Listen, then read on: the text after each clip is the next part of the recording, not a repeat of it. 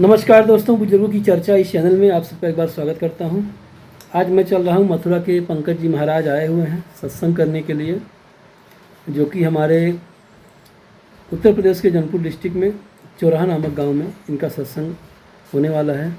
तो मैं चलने वाला हूं वहां पे और इनकी मुखारबिंद से मैं इनकी उत्तम वाणी को आप लोगों के बीच रिकॉर्ड करूँगा और अपलोड कर दूँगा।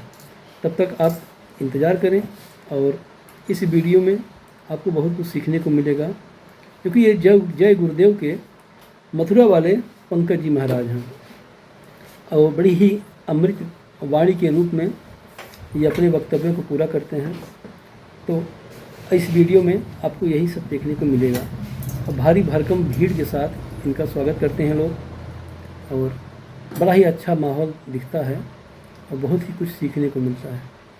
तो अगर चैनल पे नए हैं तो चैनल को लाइक शेयर सब्सक्राइब कर लीजिएगा, बेल आइकन को भी प्रेस जरूर कर लीजिएगा। कूद करके चकनाचूर हो जाती, सब नात रिश्तेदार खड़े रह जाएंगे। लगे टकटकी दिखे न भाई, वाह ही समय को करे सहाय। उस समय मरने वाला टकटकी लगाकर देखता है कि कोई मेरी मदद कर, कोई मेरी सहायता कर, अरे कोई मुझे बचा ले। लेकिन प्रेमी भाई बहनों, सब नात रिश्तेदार खड़े रह जाते हैं, भाई बंधु सब देखते रह जाते हैं, डॉक्टर वैद्य हकीम सब आपको घेरे रह जाते हैं, लेकिन उस समय आपको कोई बचा नहीं पाता। जग के दूत देर चौफेरा और निश्चय प्राण छोड़ के डेरा। यमदूत आते हैं, प्राणों की डोरी को तोड़ देते हैं और जीवात्मा को खींच करके इस शरीर से बाहर कर दिया जाता है। जैसे ही जीवात्मा शरीर से अलग हुई, ये शरीर हमारा मिट्टी हो जाता है। अरे इस मिट्टी को ले जा करके तुम शमशान भूमि पर जला करके राख कर देते हो। हाड़ जले जैसे लाकड़ी और केस जले जैसे घास और कंचन जैसी एक काया ढगे और कोई ना आवे पास। ये कहानी हमारी आपकी समाप्त हो गई। ये जात बिरादरी के रगड़े झगड़े, ये नाम, ये रुतबा, ये शान और शौकत, ये पद और प्रतिष्ठा, ये प्रधानी और ये कलेक्टरी, ये ब्लॉक प्रमुखी और ये सरपंची, ये सब तुम्हारी यही समाप्त हो। लेकिन उधर देखो क्या होता है। तुम्हारी जीवात्मा को ले जाकर के ऊपर धर्मराज की कचहरी में पेश कर दिया जाता। वहां पलक झपकते ही तुम्हारे अच्छे और बुरे कर्मों का हिसाब किताब हो जाता। धर्मराज तुमको सजा सुना देते, ले जाओ इनको फलाने नरक में डाल दो, क्योंकि मैंने इनको मौका दिया था। जब ये माँ के घर में उल्टे लटके हुए थे, सिर इनका जब नीचे था, पैर जब इनके ऊपर थे, माँ के घर में जब ये उल्टे लटके हुए थे, जठराग्नि में जब ये तप रहे थे, उस समय उन्होंने मुझसे प्रार्थना की थी कि हे मालिक, अब प्रभु कृपा करो हे भांति और सब तज भजन करे दिन राति। कि हे परमात्मा, इस बार हमको मौका दे दो, हमको मनुष्य शरीर दे दो, हम भजन करेंगे, भक्ति करेंगे, हम अपनी जीवात्मा का कल्याण करेंगे। तो मैंने इनकी प्रार्थना को स्वीकार कर लिया और इनको मैंने सुंदर सा ये मनुष्य शरीर दे दिया और कह करके मैंने भेजा था कि भाई मनुष्य शरीर ये किराए का मकान है, ये तुम्हारा अपना नहीं है। अगर ये तुम्हारा अपना होता तो हमेशा तुम्हारे पास रहता।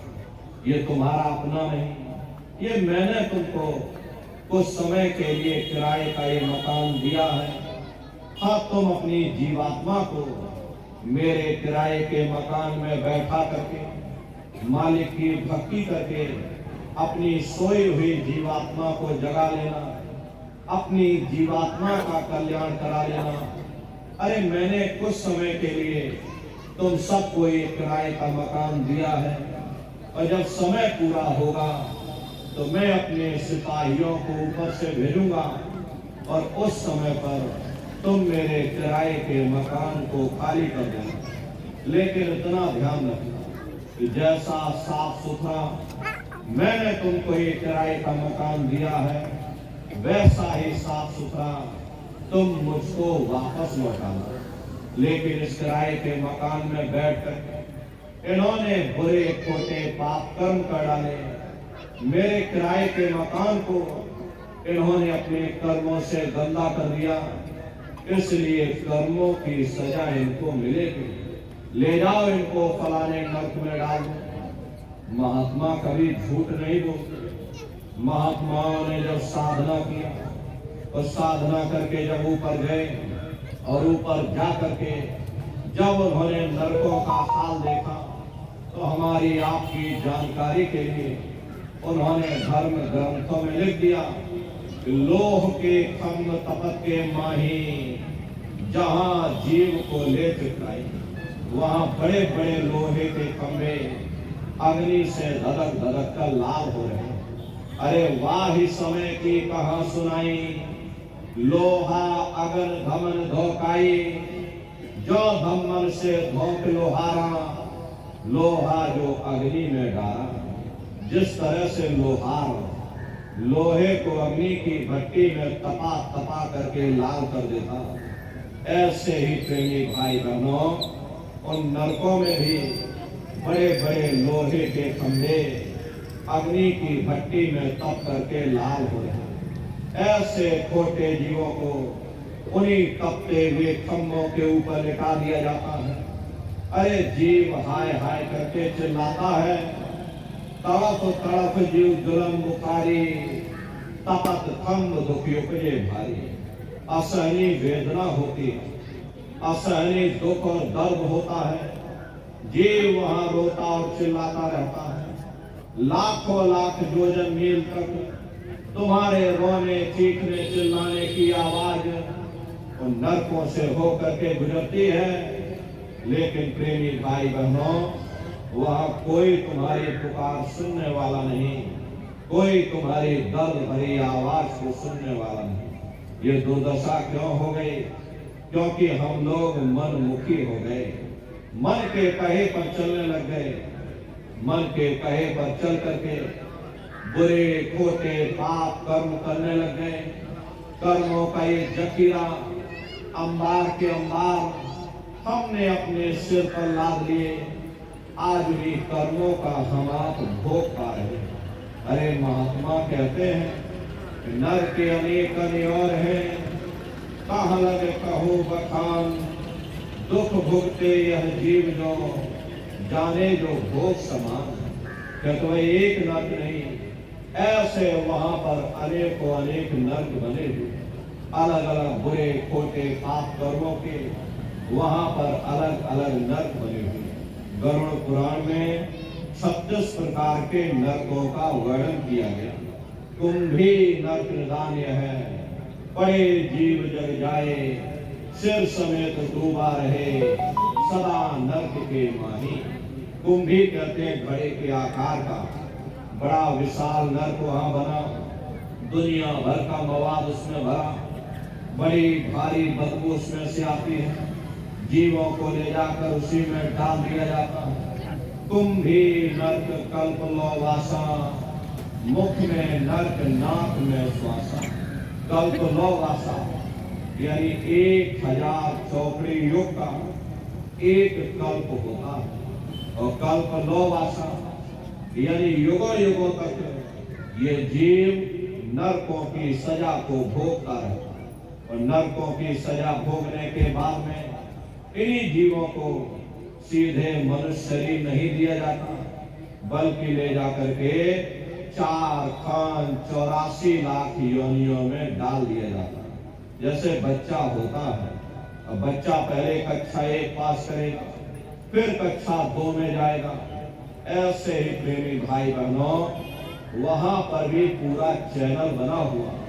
नरकों की सजा भोगने के बाद में इन्हीं जीवों को 4 खान 84 लाख योनियों में डाल दिया जाता है। ये 4 खान 84 लाख योनियां ये कोई मामूली योनियां नहीं होती। 4 खान का मतलब होता है अंडज पिंडज उपमज स्थावर, ये 4 खाने होती हैं। पहली श्रेणी तो पेड़ पौधों की आती है जिनके अंदर पानी का तत्व मौजूद होता है। कभी ये भी मनुष्य हुआ करते थे, लेकिन आज अपने कर्मों का ये भोग पा रहे, एक जगह पर बेचारे पेड़ बनके खड़े हुए हैं। दूसरी श्रेणी कीड़े मकोड़ों की आती है जिनके अंदर पृथ्वी और अग्नि का तत्व मौजूद होता है। तीसरी श्रेणी पंछियों की आती है। चौथी चौपाए जानवरों की आती है और पांचवी स्वयं इंसानों की आती है, जिसके अंदर पांचों तत्व जल पृथ्वी अग्नि वायु आकाश पांचों तत्व मौजूद होते हैं। प्रेमी भाई बहनों, ये 4 खाने हैं, इनकी अलग अलग कुल 84 लाख योनियां होती हैं। अब आप पेड़ पौधों को देखिएगा तो आम का पेड़ अलग है, नीम का पेड़ अलग है, पीपल का पेड़ अलग है। ऐसे अलग अलग प्रजातियों के कीड़े मकोड़े, अलग अलग प्रजातियों के पशु और पंछी हैं। कुल मिलाकर के 84 लाख योनियां हैं। हम दुनिया के जीव नरकों की सजा भोगने के बाद में इन्हीं 84 लाख योनियों में डाल दिए जाते हैं। प्रेमी भाई बहनों, मामूली कष्ट नहीं होता। हमको आपको देखो गर्मी लग गई तो हम लोग छाया में आ गए, सर्दी लग गई कम्बल लगाई ओढ़ लिया, भूख लग गई तो भोजन कर लिया, बीमार हो गए तो अस्पतालों में चले गए, अपना अपना इलाज करवा लिया। लेकिन देखो इन जानवरों को, क्या गर्मी, क्या सर्दी और क्या बरसात, एक एक रोटी के टुकड़े के लिए बेचारे दर बदर रोड पर भटकते रहते हैं। किसी का हाथ कट गया, किसी का पैर कट गया, किसी को आपने जीते जी काट डाला, मुर्गी की पकड़ करके गर्दनें घुमा डाली। अरे उनको भी दर्द होता है, उनको भी तकलीफ होती है, लेकिन वे बेचारे बेजुबान हैं, कुछ बोल नहीं पाते हैं, कुछ बता नहीं पाते हैं। हम लोगों के अंदर ये जुबान है, हम लोग बोल बता देते हैं, वे सिर्फ रोते और चिल्लाते हैं। अरे कौन उनकी पुकार सुनने वाला, कौन उनकी दर्द भरी आवाज को सुनने वाला, कौन सी अदालत में जाकर के वे बेचारे दरवाजा खटखटाएं, या कौन मजिस्ट्रेट उनकी फरियाद को सुनेगा। प्रेमी भाई बहनों, कोई सुनने वाला नहीं।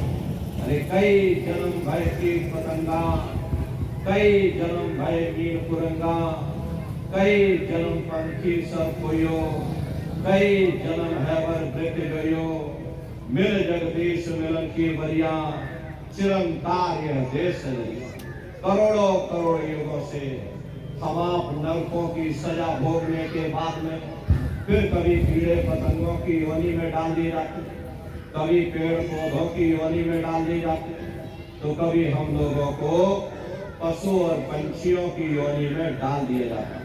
प्रेमी भाई बहनों, कृष्ण भगवान ने उद्धव से कहा कि हे उद्धव, ये जो तुम चीता देख रहे हो, ये कई बार इंद्र बन चुका है।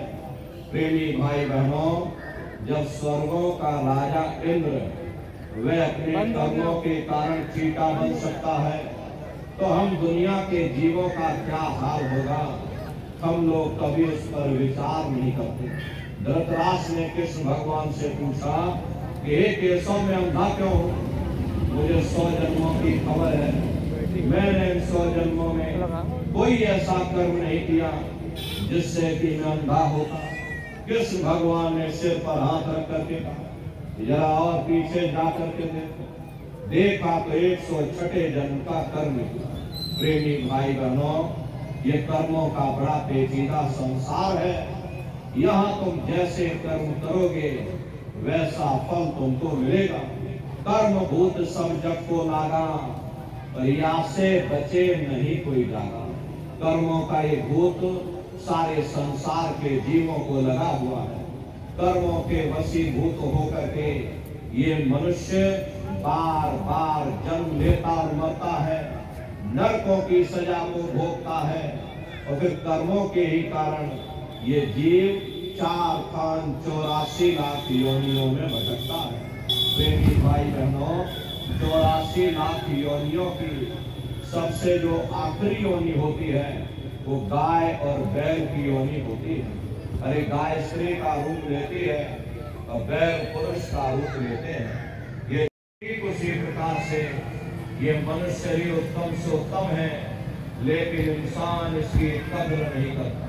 खाने पीने ऐशो इशरत में अपने कीमती समय को और श्वासों की पूंजी को बर्बाद कर देता। रात गवायो सोते, दिवस गवायो खाए, हीरा जन्म अमोल था, कौड़ी बदले जाए।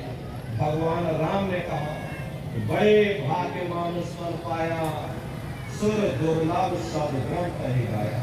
सुर कहते हैं देवताओं को, बड़े से बड़े देवी और देवता भी इस मनुष्य शरीर को पाने के लिए तरसते हैं, क्योंकि इसी मनुष्य रूपी मंदिर में बैठ करके हम आप उस परमात्मा की भक्ति कर सकते। इसीलिए संतों महात्माओं ने इस पंच भौतिक शरीर को सच्चा हरि मंदिर कहकर याद किया कि हरि मंदिर यह शरीर है, ज्ञान रतन प्रकट होए, ये असली हरि मंदिर है।